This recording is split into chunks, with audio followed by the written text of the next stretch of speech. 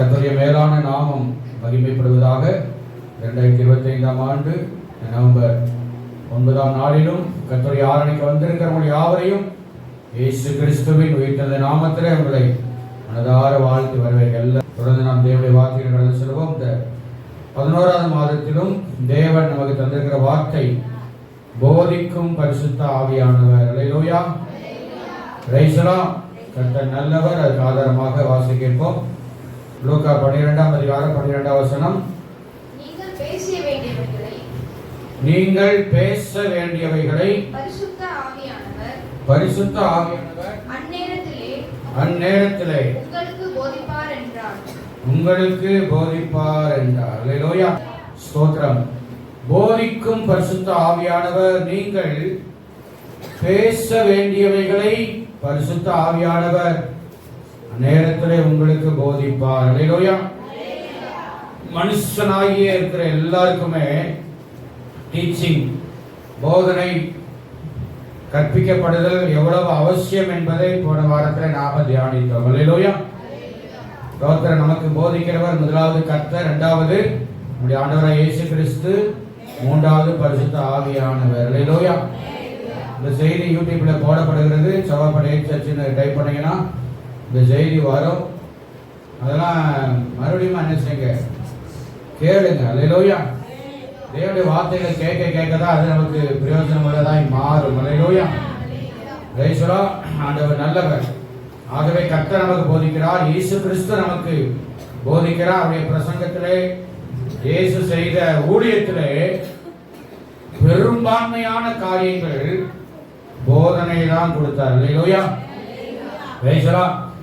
அதனால தோத்திரம், நமக்கு எனக்கு எந்த ஒரு டீச்சிங்கும் தேவையே இல்லை. யாரும் எனக்கு எதுவும் சொல்ல வேண்டிய தேவையே இல்லைன்னு யாரும் சொல்லக்கூடாது, சொல்லவும் முடியாது. ஆமாம், எனக்கு எந்த ஒரு போதனையும் தேவையில்லை, எனக்கு எல்லாமே தெரியும்னு சொல்றவங்க பார்த்தீங்கன்னா எப்பவுமே அரைகுறையாகத்தான் இருப்பார்கள். ஆமாம், கற்றுக்கொள்ளக்கூடிய ஒரு மனநிலை, மனப்போக்கு, அந்த லேர்னிங் ஸ்பிரிட்.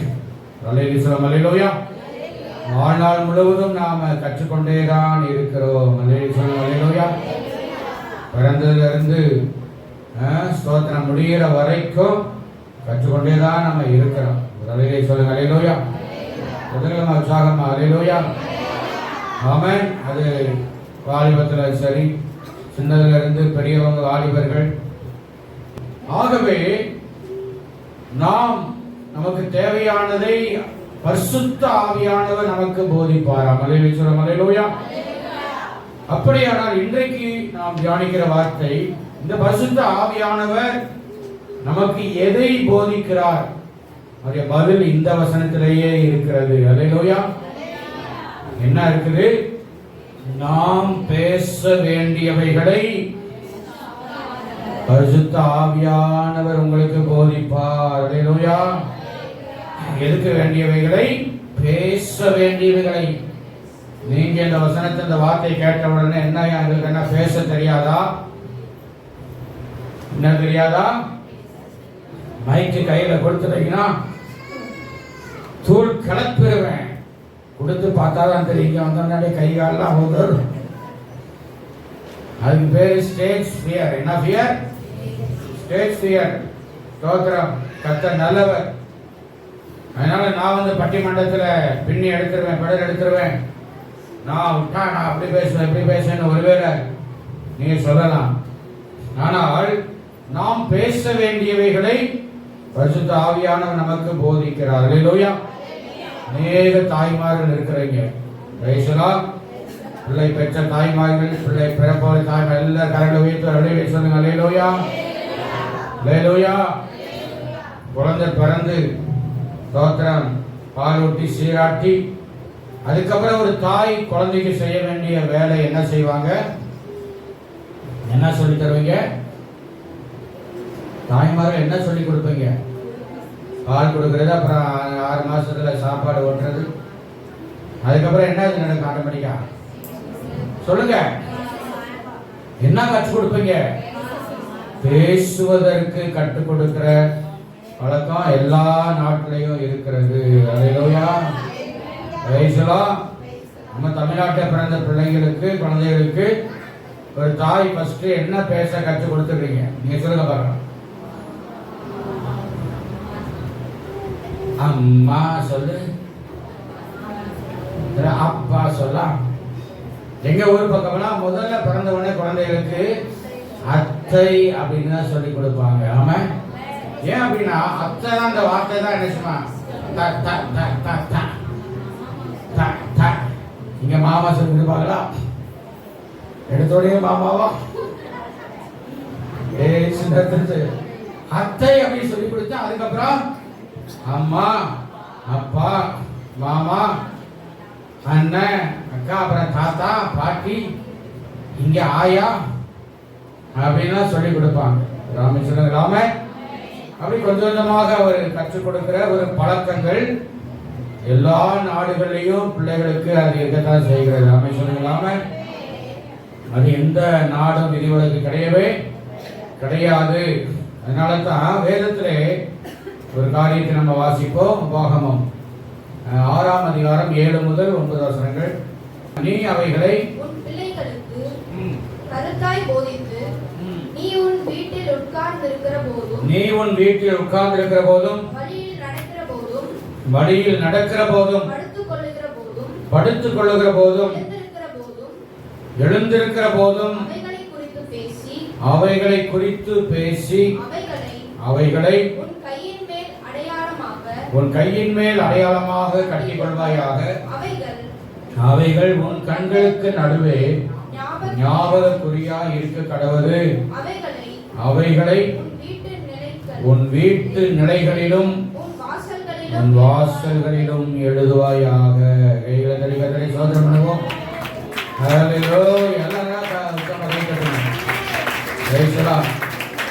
இந்த கற்றுக் கொடுத்தல் என்பது நாம குழந்தை பிறந்த உடனே அத்தை, அப்பா, அம்மா, தாத்தா, பாட்டி எல்லாத்தையுமே சொல்லிக் கொடுக்கிறோம். ஆனால் யூதர்களுடைய பழக்கம் கவனிங்க, இதெல்லாம் ஃபர்ஸ்ட் சின்ன சின்ன வார்த்தைகளை சொல்லி கற்றுக் கொடுக்கிறதா இருக்கும். அதே நேரத்தில் அதுக்கு எல்லாவற்றுக்கும் மேலாக இங்க வேதம் சொல்றது, நீ அவைகளை இந்த கட்டளைகளை உன் பிள்ளைகளுக்கு கருத்தாய் போதித்து. அலையிலோயா. யூதர்கள் அப்படித்தான் இந்த சிறு பிராயத்திலேயே என்ன பண்ணுவாங்களாம், யெகோவா தேவனை பற்றி, கர்த்தரை பற்றி, அவருடைய கிரியைகளை பற்றி, சிருஷ்டிப்பை குறித்து கற்றுக் கொடுக்கிற ஒரு பழக்கம் இருந்திருக்கிறது. ராமேஸ்வரன் குறிப்பாக யூத பெண்கள், யூத தாய்மார்கள் நாங்கள் பிள்ளைகளுக்கு வீட்டில் எல்லாத்தையும் என்ன செய்வாங்களா, கற்றுக் கொடுப்பார்களா. ராமேஸ்வரன் தேவன் நல்லவர், ஸ்தோத்திரம். இந்த பழக்கமானது இந்த பிள்ளைகள் ஒருவேளை இன்றைக்கு உள்ள கலாச்சாரம், இன்றைக்கு உள்ள டெக்னாலஜி எல்லாம் வித்தியாசமா மாறிவிட்டது. நல்ல கவனிங்க, யாத்திராம 2ஆம் அதிகாரத்துல மோசே பிறந்த பொழுது எகிப்து தேசத்துல நம்ம நடந்த சம்பவம். இந்த ஒரு குறிப்பிட்ட வயசு வரைக்கும் அம்மா பத்திரமாய் பாதுகாத்தாங்க. அதுக்கு மேல இருக்க முடியல. ஆண் பிள்ளைகளை வைக்கிறவர்கள் என்ன சொல்ற, நதியில தண்ணியில தூக்கி போடுறன்னு கட்டளையிட்டார் பார்வோன்னு. ஏன்னா யூதர்களை, ஆண்களை அழிக்கிறதுக்காக.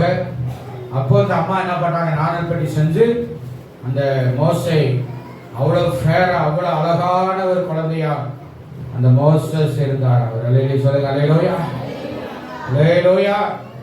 மோசஸ் உட்கார், உனக்கு தான் சொல்றேன், உட்கார். அலையிலோயா, ஸ்தோத்திரம். பேசலா. அப்போ அந்த நாணல் பட்டியை செஞ்சு குழந்தைய நாணல் படிகளை வச்சு அந்த பார்வோனுடைய மகள் ஸ்நானம் பண்ண வருகிற அந்த நைல் நதியின் ஓரத்திலே இந்த நாணல் புல்கள் மத்தியில போய் இந்த குழந்தைய வச்சுட்டு வந்துட்டாங்க. தூரத்திலே அந்த மோசையுடைய அக்கா பேர் என்னது, யாரு, மிரியாம். தூரத்தில் என்ன நடக்குன்னு பார்த்துட்டு இருக்கிறான். ரேசலா. அப்போ இந்த அம்மா டெய்லி பார்வோடைய குமாரத்தி அங்கே நைல் நதியில குளிக்க வராங்க. அங்கே திடீர்னு பார்த்தா ஏதோ பெட்டி இருக்குது. என்னன்னு திறந்து பார்த்தா அருமையான ஒரு ஆண் குழந்தை அப்படியே ஸ்மைல் பேசலோட அந்த பார்வோருடைய ராஜாவுடைய மகளை அப்படியே நோக்கி பார்த்துச்சு. அல்லேலூயா. அவ்வளவு அழகா இருந்த உடனே அந்த குழந்தைய எடுத்துட்டு கரைக்கு வராங்க. ரைசுலா கொண்டு வரும் பொழுது அங்கே என்ன செய்யறா, அந்த பிள்ளையை ஸ்தோத்திரம் வளர்க்கறதுக்கு யார் வேணுமே அப்படின்னு சொல்லி பார்க்கும் பொழுது அப்போ அந்த அக்கா வந்து சொல்றாங்க, நான் வேணா அந்த பிள்ளைய வளர்க்கறதுக்கு ஏற்பாடு பண்ணேன்னு சொல்லிட்டு போய் தன்னுடைய அம்மாவையே அழைத்து கொண்டு வந்தார். சொல்லுங்க, வாசிங்க 2ஆம் அதிகாரம் 9ஆம் வசனம்.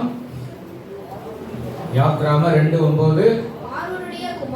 பார்வோனுடைய குமாரத்தி அவளை நோக்கி, நீ இந்த பிள்ளையை எடுத்துக்கொண்டு போய் அதை எனக்கு வளர்த்திடு, நான் உனக்கு சம்பளம் கொடுக்கிறேன் என்றாள். அந்த ஸ்திரீ பிள்ளையை எடுத்துக்கொண்டு போய் வளர்த்தாள். பிள்ளை பெரிதான போது அவள் அதை பார்வோனுடைய குமாரத்திடத்தில் கொண்டு போய் விட்டாள். அவன் குமாரனானான். அவள் அவனை ஜலத்தினின்று எடுத்தேன் என்று சொல்லி அவனுக்கு மோசே என்று பெயரிட்டாள். கர்த்தரை ஸ்தோத்திரமாக. அல்லேலூயா. மோசே என்று சொன்னால் என்ன அர்த்தம்? Taken from the water. ஜலத்தினின்று எடுக்கப்பட்டவன். அல்லேலூயா. ஜலத்தினின்று எடுத்தேன், வேறு பிரித்தேன், பாதுகாத்தேன். பாதுகாக்கப்பட்ட பிள்ளை மோசே. இந்த வருஷம் நல்லா கவனிங்க. பிள்ளை என்னது? எனக்காக வளர்த்து கொடு. எவ்வளவு பெரிய சிலாக்கிய பாருங்க. அல்லேலூயா. பெற்ற தாயே இந்த மோசையை திரும்ப, ஏன்னா ராஜாவுடைய கட்டளை பயங்கரமா இருந்தது. ஆண் பிள்ளைகள், எபிரேய ஆண் பிள்ளைகள் எல்லாவற்றையும் கொன்று போட வேண்டும், எபிரேய சந்ததியை அழிக்க வேண்டும் என்று பார்வோன் திட்டம் போட்டான். ஆனால் தேவனுடைய திட்டம் தான் நிறைவேறினது. சொல்லும் அல்லேலூயா. அப்படி இந்த பார்வோன் திட்டம் போட்டான். அப்படிப்பட்ட சூழ்நிலை தான் பெற்ற தாயாகி அந்த யோகபேத்தே வந்து மோசையை வளர்ப்பதற்கு பார்வோனுடைய குமாரத்தினாலே பிள்ளையை வளர்க்கறதுக்கு யாராவது சம்பளம் கொடுப்பாங்களா? தாய்க்கு சொல்லுங்கம்மா. உங்க கணவனார் கொடுத்துருக்கிறாரா? பிள்ளைய நீ வளமா, நான் உனக்கு சம்பளம் கொடுக்குறேன்னு. ஆனா மோசைக்கு கோத்திர தாய்க்கு அந்த சிலாக்கியம் கிடைத்தது. அல்லேலூயா. இந்த சந்தர்ப்பத்தை இந்த தாய் பயன்படுத்தி கொண்டாள். இதுதான் மெயின் சாப்டர். ஆமென். முக்கியமான செய்தி இதுதான்.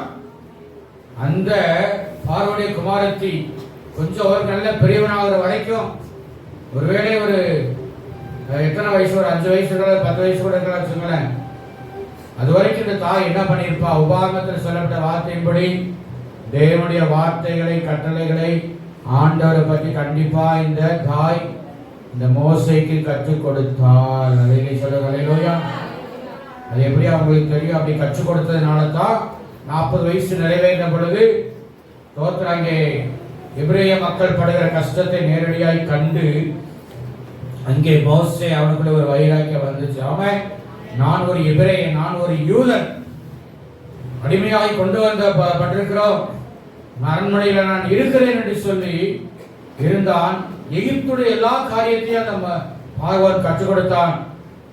அது மைண்டில் நிக்கல. தன் தாய் கற்றுக் கொடுத்த கர்த்தருடைய வார்த்தைகள் தான் மோசனுடைய இருதயத்திலே காணப்பட்டது. உலக படிப்பை கற்றுக்கொள்வதற்கு வேலைக்காக, சம்பாதிக்கிறதுக்காக இருக்கலாம். தேவனுடைய வார்த்தைகளை கற்றுக்கொள்வது என்பது நம்முடைய ஆவிக்குரிய மனிதன், ஆவிக்குரிய வாழ்க்கைக்கு, பரலோகத்துக்கு ஏதுவானதாய் மாறுங்க. அதனால ஸ்தோத்திரம். நாம் பேச வேண்டியவைகளை பெற்றோர்கள் சின்ன வயசுலயே என்ன செய்யுங்க? கர்த்தரை பற்றி சொல்லி கொடுத்துருங்க. அல்லேலூயா. அப்படியானால் எதை நாம பேச ஆண்டவர் நமக்கு உதவி செய்கிறார்? எந்த சூழ்நிலையிலே தேவன் நமக்கு எப்படி பேசணும், எதை பேசணும் என்கிறதை எப்போ ஆண்டவர் கற்றுக் கொடுக்கிறார் அப்படின்னு சொன்னா ஒரு 2-3 காரியங்கள் இருக்கிறது. லூக்கா சுவிசேஷம் 12ஆம் அதிகாரம் 11ஆம் வசனத்தை, எந்த சூழ்நிலையில் ஆவியானவர் நம்மை பேசுவதற்கு நமக்கு உதவி செய்கிறார்? லூக்கா 12:11. அன்றியும் ஜெப ஆலய தலைவர்களும் துரைத்தனத்தார்களும் அதிகாரம் உள்ளவர்களும் முன்பாக உங்களை கொண்டு போய் விடும்போது எப்படி எண்ணத்தை மாறுதரமாக சொல்லுவோம் என்றும் எதை பேசுவோம் என்றும் கவலைப்படாதீர்கள். 12வது வசனம், நீங்கள் பேச வேண்டியவைகளை பரிசுத்த ஆவியானவர் அந்நேரத்திலே உங்களுக்கு போதிப்பார் என்றார். கைகளை உற்சாகமாய் தட்டி ஹல்லேலூயா, எல்லா ஆண்டுகளும் மகிமைப்படுத்துங்க. ஹல்லேலூயா. எந்த சிச்சுவேஷன்ல ஆவியானவர் நமக்கு உதவி செய்கிறார்கள்? எதுக்கு? பேசுவதற்கு. தாய் தகப்பன் நம்ம கற்றுக் கொடுத்துட்டாங்க. சில வீடுகளில் தாத்தா பாட்டி கூட கற்றுக் கொடுக்கக்கூடிய பிள்ளைகள் இருக்கிறாங்க. எல்லாமே சொல்லுங்களாம தாய்மாரு தாத்தா பாட்டியா இருக்கிறவங்க, ஆயாக்களா இருக்கிற நீங்க உங்க பேர பிள்ளைகளுக்கு நல்ல காரியத்தை கற்றுக் கொடுங்க. தாத்தா பாட்டி மாதிரி ஒரு அழிலி சொல்லுங்க. உங்க பேர பேத்திகளுக்கு நல்லவைகளை கற்றுக் கொடுங்க. கெட்டவைகளை கற்றுக் கொடுக்கக்கூடாது. கெட்ட எண்ணங்களை விதைக்க கூடாது. பகைய சொல்லித்தரக்கூடாது. நீ அவங்கள்ட்ட பேசாத, அவங்க வீட்டுக்கு போகாத, நீ பரலோகத்துக்கு போக மாட்ட.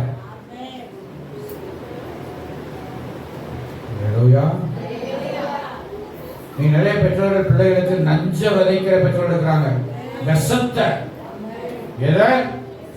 விஷத்தை விதைக்கிறது. அப்படி யாராவது இன்னைக்கு மனம் திரும்புங்க இயேசுவின் நாமத்தினால். அல்லேலூயா. நல்லவைகளை, தேவனை பற்றி, ஆண்டுடைய கிரியைகளை பற்றி, சபையை குறித்து, ஊழியங்களை குறித்து பிள்ளைகளுக்கு சொல்லிக் கொடுங்க. சொல்லுங்களாமே கற்றுக் கொடுங்க. ஏதோ சண்டே டு சண்டே வந்துட்டு போனா போதும்னு இருக்கக்கூடாது. சபைனா என்ன, ஊழியம்னா என்ன, ஊழியக்காரங்களா என்ன, எப்படி அப்படிங்கிறத பிள்ளைகளுக்கு கற்றுக் கொடுத்தாதான் அவங்க வளர்ந்து வரும் பொழுது ஆண்டவர்கள் நல்ல அட்டாச்மெண்டா இருப்பாங்க. சபையோட நல்ல ஐக்கியமா இருப்பார்கள். அல்லேலூயா. அப்படியானால் எந்த சூழ்நிலையிலே ஆண்டவர் நமக்கு பேச உதவி செய்கிறார்னா, இங்கே சொல்லப்பட்டிருக்கிறது. இந்த 11வது வசனத்துடைய முழு பகுதி எதை குறிக்கிறது? அதிகாரம். ஆமென். அதிகாரிகள் பயமுறுத்தலோடு இருக்கும் பொழுது ஒரு அமைச்சர்களாம துறைத்தனங்களும் அதிகாரம் உள்ளவர்களுக்கு முன்பாக உங்களை கொண்டு போய் நிறுத்தும் பொழுது, ஆமென், அதிகாரத்தில் உள்ளவங்க உங்களை என்ன செய்யறாங்க? மிரட்டுறாங்க. ஏதாவது சிலது கேட்கிறாங்க. அப்போ அந்த நேரத்தில் என்ன பேசணும், ஏது பேசணும்னு ஒருவேளை நீங்கள் பயந்து கொண்டிருக்கலாம். அந்த நேரத்தில் ஆவியானவர் உங்களுக்குள்ள இருந்தார் என்று சொன்னால், அந்த பெரிய பெரிய அதிகாரிகளுக்கு முன்னால தோற்ற ஒரு எம்டியோ அல்லது மேனேஜரோ அல்லது எச்எம்ஓ ஸ்தோத்திரம் இப்படி சூப்பர்வைசரோ மேல் அதிகாரிகளோ எவ்வளவு பெரிய ஆளா இருந்தாலும் அதிகாரத்தில் உள்ளவங்களுக்கு முன்னால ஆவியானவர் ஞானமாய் பேச உதவி செய்வார். சொல்லுங்க அல்லேலூயா. அவங்களே யோசிப்பாங்க, நாம படிச்சிருக்கு எவ்வளவு பெரிய படிப்பு, இவங்க படிச்சிருக்கிறது ஒரு யூஜி தான் அல்லது ஒரு +2 தான் அல்லது ஒரு சின்ன ஒரு டிப்ளமா தான், ஆனா எப்படி இப்படி பேசுறாங்க அப்படின்னு ஆச்சரியப்படத்தக்க அளவுக்கு ஆவியான நமக்குள்ள இருந்து பேச வைப்பாருங்க. இரண்டாவது, எப்பொழுது ஆண்டவர் நமக்கு பேச உதவி செய்கிறார்? அப்போஸ்தலர் நடவடிக்கைகள் 4ஆம் அதிகாரம் 15 முதல் 20 முடிய வாசிப்போம். அப்பொழுது அவர்களை ஆலோசனை சங்கத்தை விட்டு வெளியே போகும்படி கட்டளையிட்டு யோசனை பண்ணிக்கொண்டு இந்த மனுஷரை நாம் என்ன செய்யலாம்? எருசலேமில் வாசம் பண்ணுகிற எல்லாருக்கும் தெரிந்திருக்கிறபடி வெளியரங்கமான அற்புதம் இவர்களால் செய்யப்பட்டதே. அதை நாம் இல்லை என்று சொல்லக்கூடாது. ஆகிலும் இது அதிகமாய் ஜனத்துக்குள்ளே பரம்பாதபடிக்கு இது முதல் ஒருவரோடும் இந்த நாமத்தை குறித்து பேசக்கூடாது என்று அவர்களை உறுதியாய் பயமுறுத்த வேண்டும் என்று சொல்லிக்கொண்டு அழைத்து இயேசுவின் நாமத்தை குறித்து எவ்வளவும் பேசவும் போதிக்கவும் கூடாது என்று அவர்களுக்கு கட்டளையிட்டார்கள். பேதுருவும் யோவானும் அவர்களுக்கு பிரதித்திரமாக தேவனுக்கு செவி கொடுக்கிற தேவனுக்கு செவி கொடுக்கிறதை பார்க்கிலும் உங்களுக்கு உங்களுக்கு செவி கொடுக்கிறது தேவனுக்கு முன்பாக நியாயமாய் இருக்குமோ என்று நீங்களே நிதானித்து பாருங்கள். நாங்கள் கண்டவைகளையும் கேட்டவைகளையும் பேசாமல் இருக்க கூடாதே என்றார்கள். நல்ல கைகளை தட்டி ஆண்டவரை நல்ல உற்சாகமாக ஹல்லேலூயா. இந்த 3-4 அதிகாரத்திலே பேதுருவும் யோவானை கொண்டு சப்பானியாய் பிறவிலே சப்பானியாய் இருந்த 40 வயசுக்கு மேட்ட ஒரு மனுஷன் சுஸ்தமாக்கப்பட்டார். ஹல்லேலூயா. பேதுரு யோவானை பார்த்து ஏதாவது கிடைக்குமான்னு கேட்கும்போது எங்கிட்ட ஒண்ணும் கிடையாதப்பா, எங்கிட்ட இருக்கிறது இயேசுவின் நாமம் அப்படிதான் இருக்குது. ஹல்லேலூயா. இயேசுவின் நாமத்தினால எழுந்து நடன்னு வலதையை பிடிச்சு தூக்கி விட்டவனே அவருடைய சப்பானி கால்கள் எல்லாம் பலன் கொண்டு எல்லாம் போட்டு திரும்பி போயிருந்த கால்கள் எல்லாம் பலன் கொண்டது. எழும்பி நின்று நடந்து குதித்து தேவனை துதித்து ஆலயத்துக்குள்ளே ஓடி வந்தான். அற்புதத்தை பெற்றவனே அல்லேலூயா சோத்திரவனை வீட்டுக்கு போகல, ஆலயத்துக்குள்ள வந்தான். இது யூதர்கள் மத்தியில பயங்கரமாய் பரவிடுச்சு. இதை கேள்விப்பட்ட ஏராளமான பேர் இயேசுவிடத்திலே வந்து சேர்ந்தார்கள். அல்லேலூயா. 4ஆம் வசனத்தை வாசித்து பார்த்தீங்கன்னா கிட்டத்தட்ட நாட்களிலே வசனத்தை கேட்ட அநேகர் கிட்டத்தட்ட 5000 பேர் இந்த சம்பவத்தை கொண்டு 5000 பேர் இயேசுவை ஏற்றுக்கொண்டாங்களாங்க. அல்லேலூயா. 2ஆம் அதிகாரத்திலே 3000 பேர் ரட்சிக்கப்பட்டாங்க. இந்த அற்புதத்தை கண்டு 5000 பேர். இது யூதர்கள் மத்தியிலே ஒரு கலக்கத்தை ஏற்படுத்தினது. ஏன்னா யூதர்கள் இயேசுவை மேசியாவை என்ன செய்யல, ஏற்றுக்கொள்ளவில்லை. இன்றைக்கு ஏற்றுக்கொள்ளாம தான் இருக்கிறார்கள். அதனால இந்த பேதுரு யோவானை பிடிச்சு என்ன பண்றாங்க, அவங்கள அடைச்சு வைக்கிறாங்க. வீட்டு காவல்ல அடைச்சு வைக்கிறாங்க. மறுநாளிலே அவர்களை கூப்பிட்டு நிறுத்தி, நீங்க எதனால நீங்க செய்யறீங்க, எந்த வல்லமையினால செஞ்சீங்கன்னு என்ன செய்றாங்க, பயமுறுத்துற மாதிரி கேட்கிறாங்க. ஆனால் அந்த நேரத்தில் 8ஆம் வசனம் சொல்லப்பட, அப்பொழுது பேதுரு பரிசுத்த ஆவியினாலே நிறைந்து சில காரியங்களை பேசுறாரு.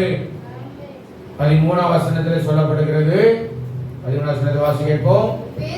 பேதுருவும் யோவானும் பேசுகிற தைரியத்தை அவர்கள் கண்டு அவர்கள் படிப்பறியாதவர்கள் என்றும் பேதமை உள்ளவர்கள் என்றும் அறிந்தபடியினால் ஆச்சரியப்பட்டு இயேசுவுடனே கூட இருந்தவர்கள் என்றும் அறிந்து கொண்டார்கள். வலதுகை சொல்லுங்க, வலதுகை சொல்லப்பா, வாய் சொல்ல. அல்லேலூயா.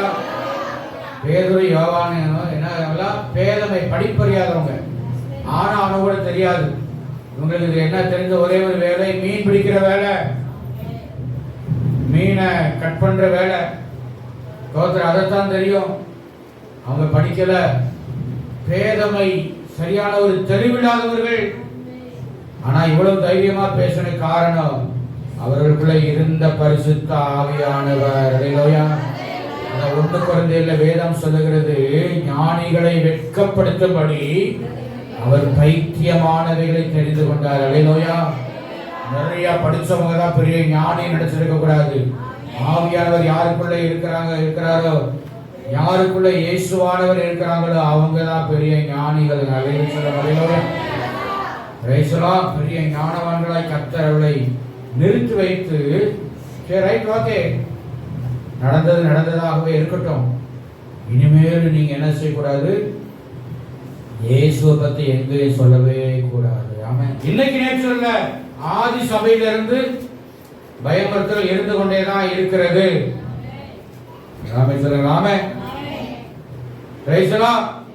அப்படி இவர் என்ன செய்றாங்க, பயமுறுத்துறாங்க. இனிமேல் இயேசுவை பத்தி நீங்க சொல்லக்கூடாது. அதனால இன்னைக்கு நம்ம வாசித்த வேத பகுதியிலே சங்கீதம் 2ஆம் சங்கீதத்திலே இதை குறித்து ஏற்கனவே சங்கீதக்காரன் எழுதி வைத்து விட்டான். ஒரு அமைச்சர்களாக அந்த சந்தப்பட்டு வாசிப்போம். சங்கீதம் 2ஆம் சங்கீதம் 1ஆம் வசனத்திலிருந்து சங்கீதம் 2:1 முதல், ஜாதிகள் கொந்தளித்து ஜனங்கள் விருதா காரியத்தை சிந்திப்பானே.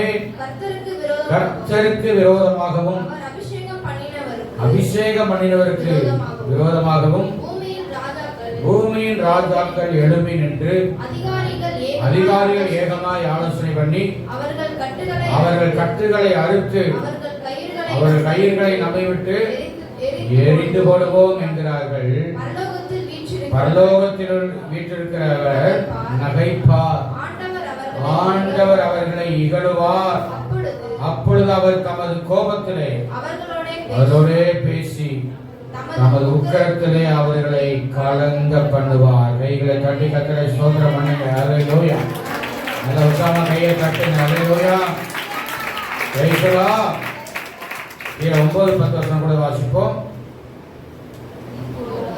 இரும்பு கோலால் அவர்களை நொறுக்கி குயக்களத்தை போல் அவர்களை உடைத்து போடுவேன் என்று சொன்னார். இப்போதும் ராஜாக்களே உணர்வடையுங்கள், பூமியின் நியாயாதிபதிகளே எச்சரிக்கையாக இருங்கள் என்று கர்த்தர் அன்றைக்கு இந்த பயம்படுத்துகிற ஆட்களை ஆண்டவர் எச்சரித்து எழுதி வச்சிருக்கிறார். அல்லேலூயா. ஜாதிகள் கொந்தளித்து கர்த்தருக்கு விரோதமா அபிஷேகம் இயேசுநாதருக்கு விரோதமாக பூமியின் ராஜாக்கள் எழுப்பினார்கள், ரோம ராஜ்யத்தில் எழுப்பினார்கள், பயமுறுத்தினார்கள். அதே போலத்தான் யூதர்களும் இந்த பேதுரு யோவானை பயமுறுத்தினார்கள். ஆனால் அவங்க பயந்து நடுங்கி ஓடி ஒளியவில்லை. அல்லேலூயா. அல்லேலூயா. இன்னைக்கு இயேசுநாதருக்காக நீங்க யாராவது அப்படி ஓடி ஒளிஞ்சீங்கன்னா பேதுருவை போல இயேசுவை மறுதலிக்கிற கூட நம்ம போயிடுவோம். ஆமா, நீங்க எவ்வளவும் இயேசுவை பத்தி சொல்லக்கூடாதுன்னு பயன்படுத்தினாங்க. அவங்க என்ன சொல்றாங்க? ஆண்டவருக்கு தான் நாங்கள் செவி கொடுத்தோம். அல்லேலூயா. உங்களால சொல்லாம இருக்கவே முடியாது. அல்லேலூயா. காரணம் பரிசுத்த ஆவியானவர் அவர்களுக்குள்ள இருந்து பேச வைத்தார். ஆமென். முதலாவது அதிகாரம் உள்ள இடத்துல எப்படி பேசணும் என்ன சொல்ற ஆண்டவர் உணர்த்துவார். இரண்டாவது பயமுறுத்தல் இருக்கிற இடத்துல ஆண்டவர் பேச வைப்பார். அல்லேலூயா. அடுத்து மூன்றாவது எந்த இடத்துல எதுக்கு முன்பாக? ராஜாவுக்கு முன்பாக. அல்லேலூயா. யாத்திராகமம் 4ஆம் அதிகாரம் 10ஆம் வசனத்திலிருந்து இந்த பார்வோன் ராஜாவுக்கு முன்னாடி நடந்த இந்த சம்பவம். அப்பொழுது மோசே கர்த்தரை நோக்கி ஆண்டவரே, இதற்கு முன்னாவது பேசினதற்கு பின்னாவது வாக்கு வல்லவன் அல்ல, நான் திக்குவாயும் அந்த நாவும் உள்ளவன் என்றார். கர்த்தர் மோசேயை நோக்கி, மனுஷனுக்கு வாயை உண்டாக்கினவர் யார்? ஊமையனையும் செவிடனையும் பார்வை உள்ளவனையும் குருடனையும் உண்டாக்கினவர் யார்? கர்த்தராகிய நான் அல்லவோ? ஆதலால் நீ போ, நான் உன் வாயோடே இருந்து பேச வேண்டியதை உனக்கு போதிப்பேன். அல்லேலூயா. சத்தமா சொல்லுங்க. மோசேயை பத்தி மறுபடியும் வருது. அல்லேலூயா. சிறு வயதிலே தாயாலே போதிக்கப்பட்டவன் இந்த மோசே. அல்லேலூயா. 40 ஆண்டு காலம் அரண்மனை வாழ்க்கை. அதுக்கப்புறம் 2வது 40 வருஷ வாழ்க்கை மனாந்தர வாழ்க்கை மோசேக்கு. ஆமென். இப்ப மோசேக்கு வயது எத்தனை? எத்தனை வயசுங்க? எல்லாம் நிமிந்து பாருங்கப்பா. எத்தனை வயசு மோசேக்கு இப்போ? 80 வயசு. Moses was 80 years old. எப்போ? ஆண்டவர் அவனை சந்தித்த பொழுது. அல்லேலூயா சொல்லுங்க. அல்லேலூயா. அல்லேலூயா. வெள்ளிக்கிழமை ஜெபத்துல கேட்டேன், ஆபிரகாம் ரட்சிக்கப்பட்ட வயசு எத்தனை? ஆபிரகாம் ரட்சிக்கப்பட்ட வயசு என்ன? 75.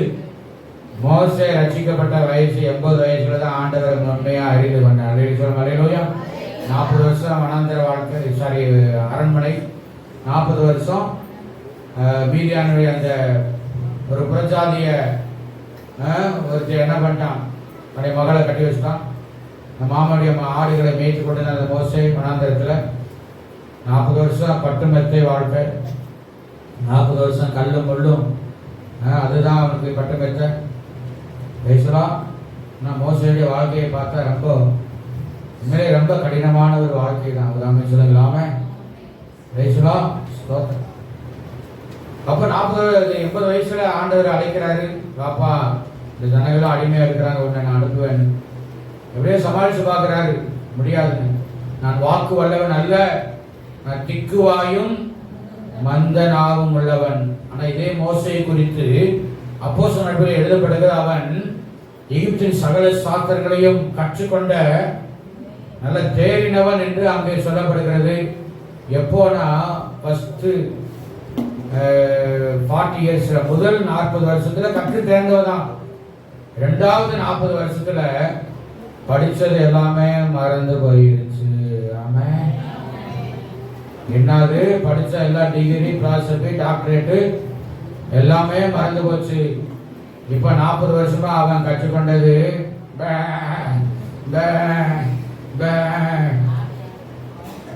இதத்தான் மோசே 40 வருஷமா கற்றுக்கொண்டான்.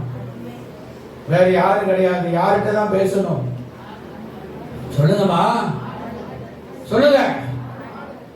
வேற எந்த மனுஷத்தையும் பேசுறதுக்கு வாய்ப்பு கிடையாது. அப்ப 40 வருஷமா அந்த மோசே ஆடுகள்கிட்ட பேசி பேசி படிச்ச பட்டம் பதவி எல்லாமே ஒண்ணுமில்லாம போயிடுச்சு. அவன் கர்த்தர் உலக ஞானத்தை ஜீரோவாக்கி தேவ ஞானத்தை உடையவனாய் இந்த மோசையை கர்த்தர் மாற்றினார். என்ன சொல்ற, திக்குவாய் மந்தனாவா இருக்கிற, அதனால வேற யாராவது அனுப்புங்க ஆண்டவரே அப்படின்னு. அப்பதான் ஆண்டவர் சொல்றாரு, நான் உன் வாயோட இருந்து நீ பேச வேண்டியதை உனக்கு போதிப்பேன் என்றார். அல்லேலூயா. அவ்வளவு சொல்லியும் கேட்கல. ஏன்னா மோசே பேசும் பொழுது திக்கி திக்கி தான் பேசியிருக்கிறார். வார்த்தையை என்ன செய்யல, வரவில்லை. அதுதான் ஆண்டு விடல. உன் சகோதரன் ஆரோன் இருக்கிறான், நான் உனக்கு என்ன செய்யறேன், வார்த்தையை கொடுக்கிறேன், நீ உன் அண்ணன் சொல்லு. அந்த ஆரோன் பார்வோன் கிட்ட பேசுறது. அல்லேலூயா. ஆமென். நான் உன் வாயிலும் அவன் வாயிலும் இருந்து உணர்த்துவேன். 16 வசனத்தை சொல்றாரு, வாசிப்போம். 16 வசனம்.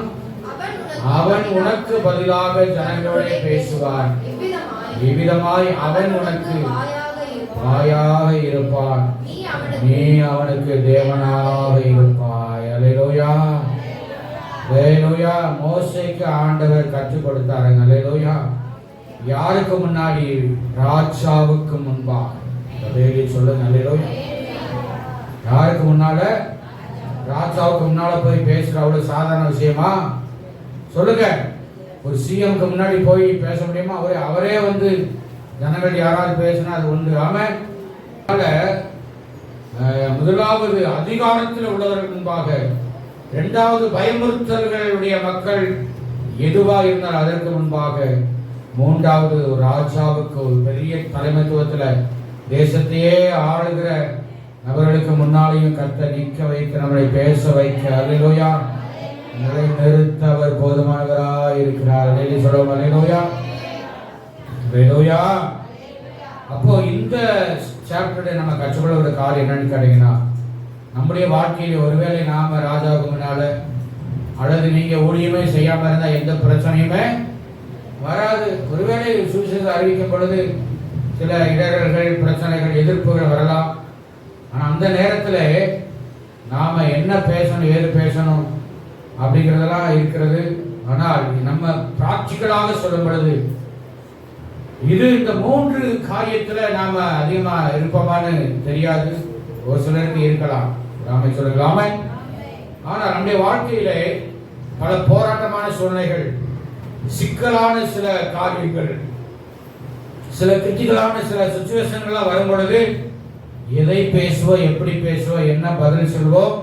ஒருவேளை வீட்டுக்குள்ள இருக்கலாம், அல்லது சொந்த பந்தத்துக்குள்ள இருக்கலாம். ஆமென். இப்படி சில முக்கியமான காரியங்கள்ல ஒரு பிரச்சனையான கிரிட்டிக்கலான சூழ்நிலைகளா இருக்கும் பொழுது அந்த நேரத்தில் ஆவியானவர் நமக்குள்ள இருந்து நம்மை பேச வைக்க அவர் வல்லவராக இருக்கிறார். அல்லேலூயா. பேசலாம். நம்ம ஆவியானவருக்குள்ளே இருந்தோம்னு சொன்னா ஞானமாய் பேச வைப்பார். சொல்லலாம ஆவியானவரோட நம்ம இல்லைன்னு சொன்னா என்ன செய்வோம்? புத்தியனமா தான் என்ன செய்வோம்? பேசுவோம். அதான் ஒரே வசனத்தை வாசித்து நாம முடிக்கலாம். எபேசிய நிருபம், பவுல் எபேசிய நிருபத்தில் அவர் ஸ்தோத்திரம் சொல்லியிருக்கிற வார்த்தை எபேசியர் 5ஆம் அதிகாரம் 4ஆம் வசனம். எபேசியர் 5:4. அப்படியே வம்பும் புத்தியீனமான பேச்சும் பரியாசமும் தகாதவைகள் ஸ்தோத்திரம் தகுதலே செய்தலே தகும்.